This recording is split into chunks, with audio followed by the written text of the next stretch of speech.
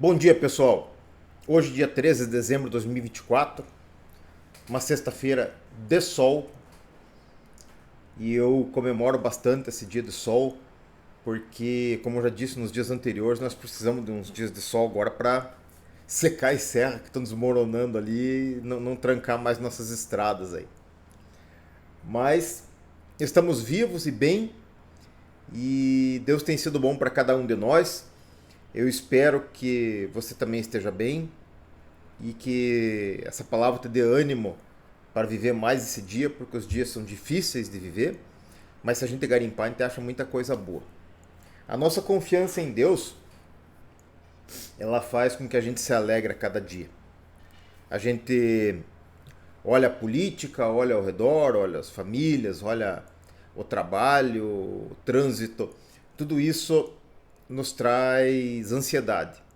E a palavra de Deus, ela nos conforta. Na verdade, ela também traz ansiedade, porque aquele que é minimamente inteligente lê a palavra de Deus e vê o quanto está distante do nosso alvo, então ela traz um tanto de ansiedade, mas é uma ansiedade boa. É uma ansiedade boa porque Deus é bom e misericordioso. Vamos ler alguns textos aqui que estão em 2 Coríntios, no capítulo 4, e depois um pedaço no capítulo 5. É legal aqui no 4,16 diz assim: essa é a razão de não nos desencorajarmos. Ainda que o eu exterior esteja destinado à decomposição, o eu interior é renovado todos os dias. Nossas dificuldades leves e transitórias alcançam para nós a glória eterna e seu peso é indescritível. Não nos concentramos no que se vê, mas no que não se vê, porque as coisas visíveis são temporárias, mas as invisíveis são eternas.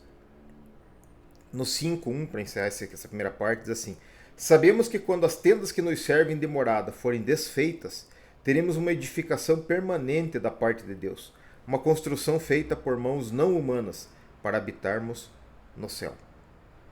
Então veja, Paulo fala muito claramente, de forma muito sincera, do nosso eu exterior, que está destinado à decomposição, ou seja, hoje ou amanhã a gente vai morrer, esse corpo aqui vai voltar para a Terra, né? O eu interior, espiritual, é renovado todos os dias, porque a alma do homem é eterna. Né? Se a gente pensar no que a Bíblia diz, que o corpo volta para o pó e que o espírito volta para Deus, que o deu, então a alma fica nesse meio aí, né? E é com ela que nós temos que lidar, e bastante. Porque o espírito mesmo não se perde, não se corrompe, ele volta para Deus. Mas a nossa parte emocional, intelectual, etérea, que é a nossa alma, essa nós vamos gravando com coisas positivas e negativas durante toda a vida, né? E ele fala aqui que as nossas dificuldades agora são leves e transitórias.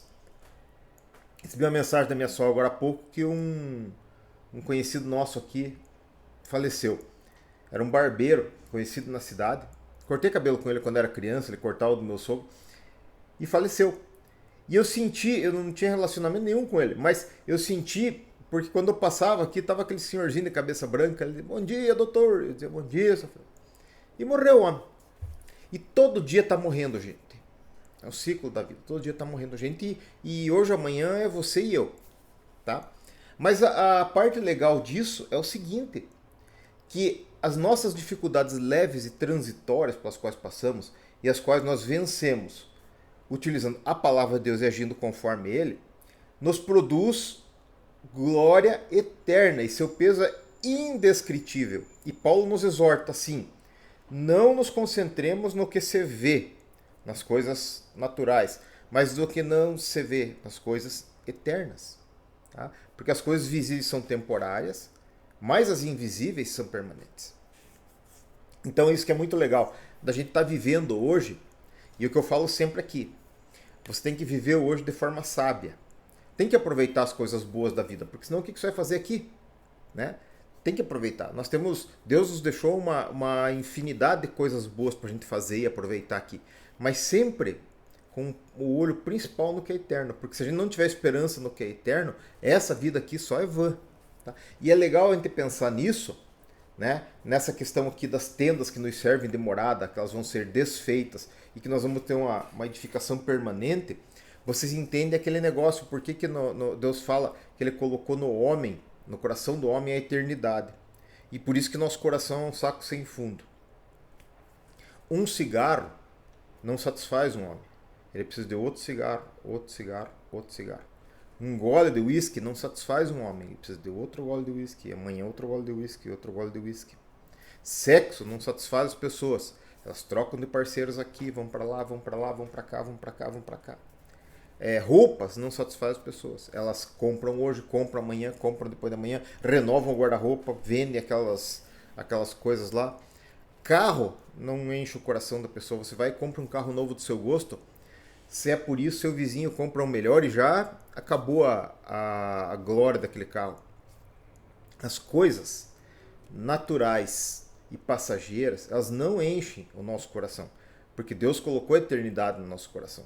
Por isso que a palavra de Deus enche o nosso coração. Quando você lê e se concentra nela e deixa ela tomar o teu ser, ela enche o teu coração, porque você sabe que é ali.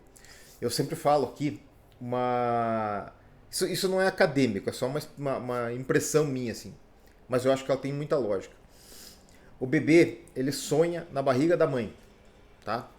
Com o que o bebê sonha, meu Deus do céu? Ele não viu nada do mundo, ele não nasceu, ele não abriu os olhos. Ele sonha com o quê? Tá? Então, o bebê humano, ele passa um tempão até ele aprender a falar. Eu acho que ele não está aprendendo nada, ele está esquecendo. Porque quando ele nasce, ele lembra muita coisa. E aí ele vai esquecendo para ele se adequar a essa existência aqui no mundo. Tá? Então, o espírito dentro de nós, ele lembra da onde ele veio e ele sofre de saudade de casa. Por isso que às vezes a gente tem assim um vazio tão grande, né? É o espírito com saudade de casa. Por isso que quando você age conforme a palavra de Deus, quando você faz bem para as outras pessoas, quando você vê que você ajudou alguém, você se sente tão bem, melhor às vezes do que você ganhar alguma coisa material. Tá? Porque a gente é muito apegado a dinheiro, a presentes, a fama, a honra, hoje é a likes, a curtidas, né? Visualizações na internet, coisas assim que o pessoal gosta. Então a gente é muito apegado a essas coisas que são carências humanas. Mas o que enche o nosso coração de forma definitiva e permanente é o que Jesus falou para a mulher no poço, né? Se você beber da água que eu te der, você nunca mais vai ter sede.